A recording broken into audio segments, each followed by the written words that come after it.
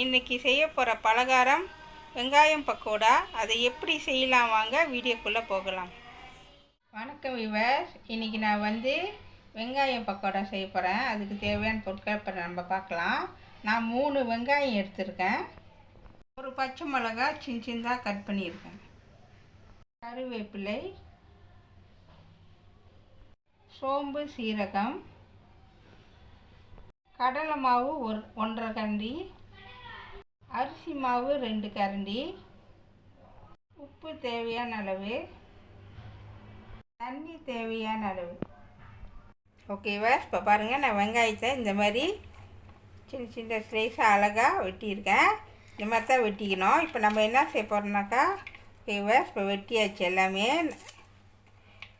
நம்ம இந்த மாதிரி இது பண்ணி போட்டுருணும், அப்போ தான் நல்லா வரும். ஓகேவா?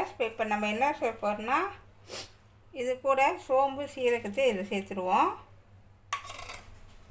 அது கூட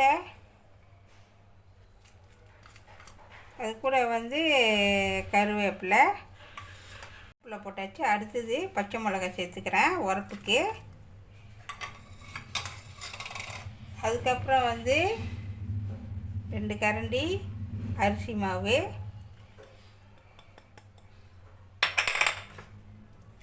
1.5 கரண்டி கடலை மாவு இதை சேர்த்துக்குங்க. ஓகேவா? அது கூட தேவையான அளவு உப்பு. இந்த அளவுக்கு, ஏன்னா நல்லா யோசிச்சு பாருங்கள், கடலை மாவில் உப்பு இருக்கும், அதனால் பார்த்து போட்டுக்குங்க. ஓகேவா? நான் இந்த அளவுக்கு உப்பு சேர்த்துக்கிறேன். ஓகேவா? எல்லாத்தையும் போட்டாச்சு. இப்போ நம்ம என்ன செய்ய போகிறோம், எல்லாத்தையும் மிக்ஸ் பண்ண போகிறோம்.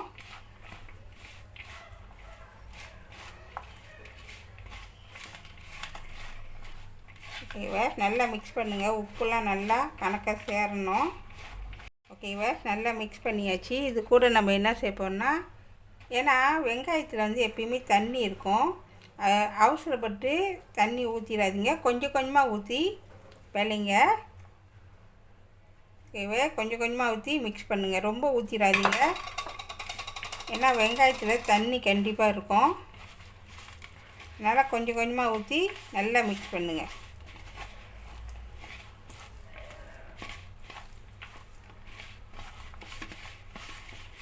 ஓகேவா? நல்லா மிக்ஸ் பண்ணுங்கள். கணக்காக ஊற்றிக்குங்க. பாருங்கள், நான் கொஞ்சமாக தண்ணி ஊற்றவும் வெங்காயத்தில் உள்ள தண்ணி கணக்காக சேருது. ஓகேவா? இன்னும் கொஞ்சம் ஊற்றிக்குங்க, ரொம்ப ஊற்ற வேணாம். இந்த அளவுக்கு அப்படி தெளித்து விட்டால் போதும். ஓகேவா? இப்போ பாருங்கள், நல்லா மிக்ஸ் பண்ணி பிணைஞ்சிட்டேன். இந்த மாதிரி இருக்கணும். இப்போ நம்ம ஒரு 2 நிமிஷம் அப்படியே விட்டுருவோம். இப்போ நம்ம எண்ணெய் ஊற்றி இரும்பு சட்டியில் எண்ணெயை நல்லா காய விடுவோம். ஓகேவா? இப்போ எண்ணெய் நல்லா சூடேறிச்சு. இப்போ நம்ம என்ன செய்யப்போம்னா, வெங்காய பக்கோடாவை போட போகிறோம். அப்படியே சுற்றி போட்டுட்டே வாங்க. ஓகேவா? இப்போ பாருங்கள், நல்லா வெந்துருச்சு, பொன்னிறமாக வெந்துருச்சு. இந்த சமயத்தில் இந்த மாதிரி தான் இருக்கணும். இப்போ நம்ம எடுத்துடலாம். ஏன்னா நம்ம அரிசி மாவும் கடலை மாவு போட்டுக்கனால சீக்கிரமாக வெந்துடும். ஓகேவா? இப்போ நம்ம எடுத்துடலாம். ஒரு டிஷ்யூ வச்சு அதில் போட்டுருங்க. ஓகேவா? இப்போ பாருங்கள், நான் எடுத்துட்டேன். நல்ல டிஷ்யூவில் அந்த எண்ணெயெலாம் நல்லா வடிகட்டுது. ஓகேவா? இப்போ பாருங்கள், நான் செஞ்சு முடிச்சிட்டேன். பாருங்கள், நல்லா மொறுன்னு சத்தம் கேட்குதுங்களா? நல்லா மொறுன்னு இருக்குது. ஓகேவா? இப்போ ரெடி ஆயிடுச்சு. சுவையான வெங்காய பக்கோடா ரெடி ஆயிடுச்சு. இதை கண்டிப்பாக வீட்டில் செஞ்சு பாருங்கள்.